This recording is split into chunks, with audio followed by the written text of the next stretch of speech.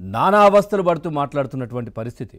భయాందోళనకు గురవుతున్నారు. జగన్మోహన్ రెడ్డి పర్యటనకు వస్తున్నారు అనంటేనే ప్రాణాలు అరచేతిలో పెట్టుకొని బతకాల్సినటువంటి పరిస్థితి రాష్ట్ర ప్రజలకు ఏర్పడింది.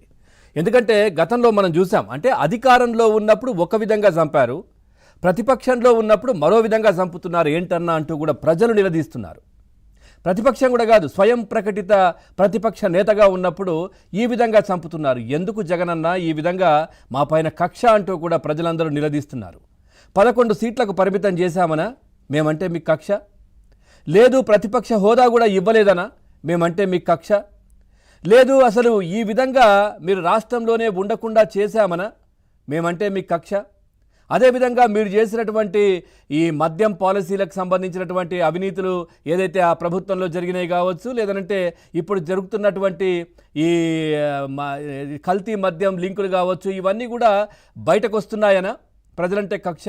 ఈ కూటమి ప్రభుత్వం అంటే కక్ష అంటూ కూడా ప్రజలు నిలదీస్తున్నటువంటి పరిస్థితి. అంటే అధికారంలో ఉన్నప్పుడు ఒక రకంగా ఏ విధంగా ఇబ్బందులకు ప్రజలను గురి చేశారు, ఏ విధంగా ప్రజలను నిజంగా చెప్పాలంటే లిటరల్గా చంపేశారు అనే చర్చ కూడా జరుగుతూ ఉంది. ఎందుకంటే చంపడం అంటే కత్తి తీసుకొని పొడిచి చంపడం అనే కాదు, మానసికంగా చంపడం కావచ్చు, ఇవన్నీ విధాలా కూడా. ఎందుకంటే ఎక్కడ ఉద్యోగ ఉపాధి అవకాశాలు లేకుండా ఇటు నిరుద్యోగులను ఉద్యోగులను ఇబ్బంది పెట్టి ఏది జీతాలు అయ్యాక, ఆ తర్వాత ప్రజలను, ఆ తర్వాత భవన నిర్మాణ కార్మికులను, ఆ తర్వాత ప్రతి ఒక్కరిని కూడా మానసికంగా చంపేశారు. పని లేక, ఉపాధి లేక అధికారంలో మీరు ఉన్నప్పుడు. ఇప్పుడు స్వయం ప్రకటిత ప్రతిపక్ష నేతగా ఉన్నప్పుడు ఈ విధంగా రోడ్ షోల పేరుతో ప్రజలను చంపుతున్నారు.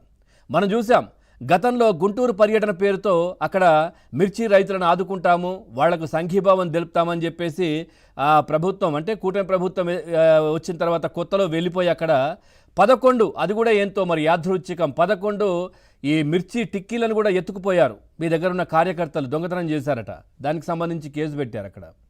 అంటే మీరొస్తే ఏదో ఒక విధ్వంసం, ఏదో ఒక హడావిడి, ప్రజల ఆస్తి లేదంటే ప్రాణానికి నష్టమైన చర్చ కూడా జరుగుతూ ఉంది. మరి ఎందుకు వస్తున్నారన్నా బయటకి? ప్రజలు వద్దంటున్నారు కదా, మీరు రావద్దంటున్నారు కదా, అయినా కానీ ఎందుకు బయటకు వస్తున్నారనే చర్చ ఇంకోవైపు. తర్వాత మనం గతంలో మళ్ళీ చూసాం, ఏదైతే పొగాకు రైతులకు మద్దతు ధర కల్పించాలి, సో వాళ్ళకి కోసం అని చెప్పేసి పొగాకు బయళ్ళు ఇష్టానుసారంగా దొక్కేశారు మీరు వచ్చినప్పుడు. అంటే అవి నిజంగా చెప్పాలంటే దానికి సంబంధించి మద్దతు ధర కాదు, ఉన్న ధర కూడా పోయింది. ఆ రైతులు నెత్తులు పట్టుకున్నారు మీరు వచ్చిపోయిన తర్వాత, మొత్తం పొగాకంతా దొక్కేసినారు మీరు, మీ కార్యకర్తలు, మీతో వచ్చినటువంటి నీలి రౌడీలు అందరూ కూడా. ఆ తర్వాత మనం చూసాం రెంటపాళ్ళ ఆ సింగయ్య తల మీదకి కారు ఎక్కిచ్చేసిండ్రు, మీ కాన్వాలైన ఒక కారు. ఆ తర్వాత మనం చూస్తే కనుక ఈ బంగారు పాల్యానికి మీ దండుపాల్యం బ్యాచ్ పోయి అక్కడ మామిడికాయలను దొక్కేయడం, అంటే ఏదో ఒక కాయలను దొక్కేయడమే. ఇటు తలకాయల, మామిడికాయల, చింతకాయల కాదు, ఏదో ఒక కాయను తొక్కేయడమే. ప్రజల ఆస్తి ప్రాణాలను బలి తీసుకోవడమే మీ పర్యటనల ప్రథమ ఉద్దేశం అంటూ కూడా ప్రజలందరూ భయాందోళనకు గురవుతున్నారు. మీరు వస్తున్నారంటే నిన్న కృష్ణా జిల్లా పర్యటనలో కూడా రైతులు ఎంత ఇబ్బంది పడ్డారు. సో వాళ్ళు ఒక్కొక్కరు కూడా నిజంగా మీరు రావడం వల్ల వాళ్ళకి ఏదో చేయడం కాదు, వాళ్ళకు ఉన్నటువంటి మనశ్శాంతి పోతోంది, వాళ్ళకు ఉన్నటువంటి ఆ స్వేచ్ఛగా బయటకు వచ్చి వాళ్ళ పనులు వాళ్ళు చేసుకునేటటువంటి పరిస్థితి పోతోంది. రైతులకు చాలా ఇబ్బంది కలుగుతోంది, ప్రజలకు చాలా ఇబ్బంది కలుగుతోంది మీరు బయటకు వస్తే అని చెప్పి వాళ్ళే మాట్లాడుతున్నారు. సో నిన్నటి ఏదైతే పర్యటనలో పూర్తిగా మీరు నవ్వుల పాలయ్యారు. తుఫాన్ వచ్చి వారం రోజుల తర్వాత రైతులను పరామర్శిస్తానంటూ ఊరేగింపుగా చేసిన యాత్ర హాస్యాస్పదంగా మారిందనే చర్చ. ఇక 100 మందిని పోగేసుకొని నిన్న చూసాం ప్రజల ప్రాణాలతో ఏ విధంగా జగన్మోహన్ రెడ్డి యాత్ర చేశారు. ఇక రైతులను పరామర్శించే పేరుతో జగన్ చేసిన డ్రామా ప్రతి ఒక్కరిని నవ్వులు తెప్పించింది నిజంగా టీవీలలో చూస్తున్న వాళ్ళకు, కానీ ప్రత్యక్షంగా అక్కడ ఉన్న వాళ్ళకు మాత్రం నరకం కనిపించింది ప్రజలకు. ఇక రైతులను పరామర్శించే నిజాలు అంటే అదీ లేదు, ఎక్కడ నిజం కూడా కనిపించలేదు. అన్నీ అవే అబద్ధాలు, కూటమి ప్రభుత్వంపై బురద జల్లే మాటలు, అందుకే కదా బయటకు వచ్చేది. ఇక రైతుల్ని సీఎం చంద్రబాబు మోసం చేస్తున్నారంటూ గుండెలు బాదుకున్నారు మాజీ సీఎం జగన్మోహన్ రెడ్డి. మరి ఆయన ఏం చేశారు? అప్పుడు రైతులను పరామర్శించారా? తన పాలనలో ఉచిత పంటల బీమాను పక్కాగా అమలు చేశామని ప్రగల్భాలు కూడా పలుకుతూ ఉన్నారు.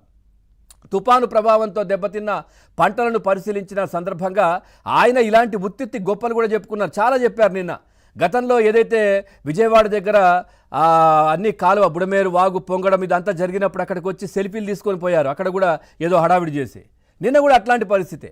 తాను సీఎంగా ఉన్నప్పుడు చేసిందేమీ లేకపోయినా తుఫాన్ వస్తే సీఎం ఎట్లా చేయాలో ఏం చేయాలో కూడా చాలా క్లియర్గా చెప్తున్నారు. మరి గతంలో ఆయన ముఖ్యమంత్రిగా ఉన్నప్పుడు ఏం చేశారు ఒకసారి ప్లే చేయండి, అది చూస్తున్నారు. అది సీఎం ఏ విధంగా చేయాలి అనేది నిన్నేదో చెప్తున్నారు చంద్రబాబు నాయుడు గారికి జగన్మోహన్ రెడ్డి ఎట్లా ఉండాలనేది. జగన్మోహన్ రెడ్డి ఏ విధంగా ఉన్నారో ఒకసారి పక్కన మనం ప్లే చేస్తున్నాం చూడండి. అక్కడ రైతులు నానా ఇబ్బందులు పడుతూ ఉంటే ఆయన వచ్చారు చిరుమందహాసంతో. అక్కడ ప్రజల మధ్యకు జగనన్న అక్కడికి చేరుకుని వాళ్ళ మంది మాగదులకు అప్రిషియేట్ చేస్తూ ముందుకొచ్చి అక్కడ పూర్తిగా బారికేడ్లు పెట్టి ఆ రైతులను దొంగల్లాగా బారికేడ్ అవతల ఉంచేసి ఆ తర్వాత అక్కడి నుంచి రైతులను పరామర్శించే విధానం అది జగన్మోహన్ రెడ్డి చేసింది. ఇప్పుడేదో చెప్తా ఉన్నారు రైతులను ఎట్లా పరామర్శించాలని. ఆ తర్వాత చూడండి అది.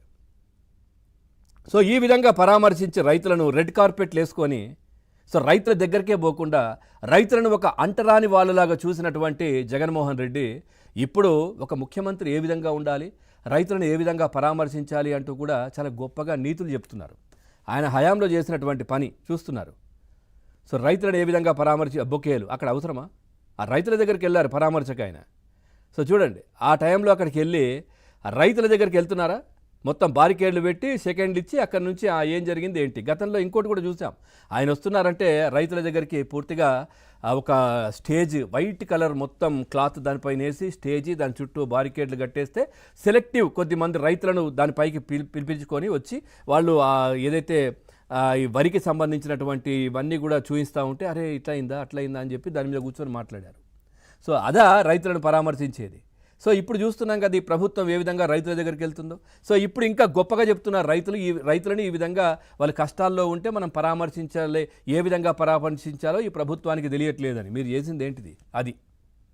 పూర్తిగా చాలా తన హయాంలో ఉచిత పంటల బీమా కూడా అమలు చేశామని ప్రగల్భాలు పలికినటువంటి జగన్ 5 ఏళ్లలో 3 ఏళ్ల పాటు ఫసల్ బీమా కింద రైతు వాటా నయా పైసా కూడా చెల్లించలేదు అని కేంద్రమే తేల్చి చెప్పింది. ఈ ఏడాది జూన్ 29న కేంద్ర వ్యవసాయ శాఖ మంత్రి శివరాజ్ సింగ్ చౌహాన్ పార్లమెంటు సాక్షిగా వైసీపీ పాలనలో 3 ఏళ్లు పంటల బీమా సొమ్ము రైతులకు ఎగనాగమం పెట్టి 2 ఇచ్చారు కదా, 2 పంగనామాలు పెట్టారు 11 సీట్లు ఇచ్చినందుకు అని చెప్పేసి ఆయన క్లియర్గా అక్కడ చెప్పినటువంటి పరిస్థితి.